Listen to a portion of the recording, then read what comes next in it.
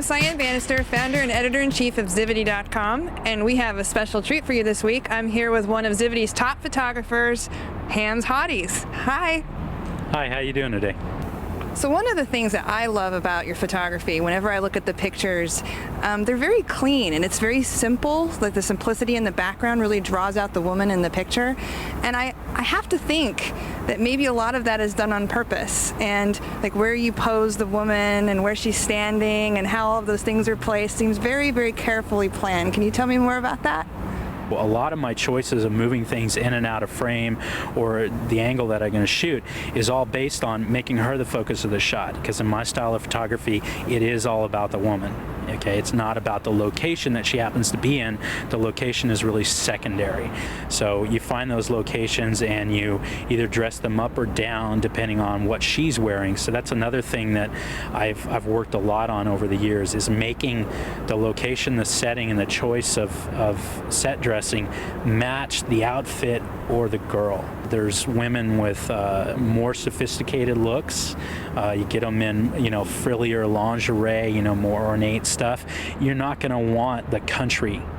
You wouldn't necessarily be out on your kitchen table in your lingerie, but if you shoot it in the right way, you could say, hey, maybe I would be. Okay, so it's a little bit of fantasy mixed with reality, so that you just get that good combination where the shot just really pops. So what kind of models do you look for? Well, I'm kind of different from most of the people out there. I actually look for models who are late in their career and very experienced.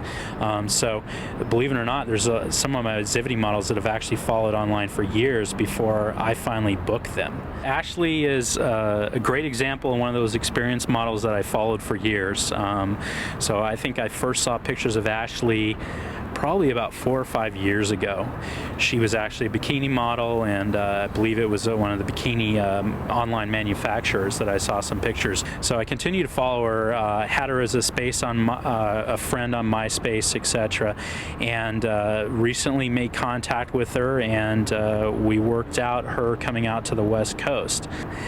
But when she got here and I picked her up from the airport, I found out that she's actually ready to retire, and she hadn't told me that in our online conversations, but she actually said I was her last official booking that she took before she moved on to culinary school.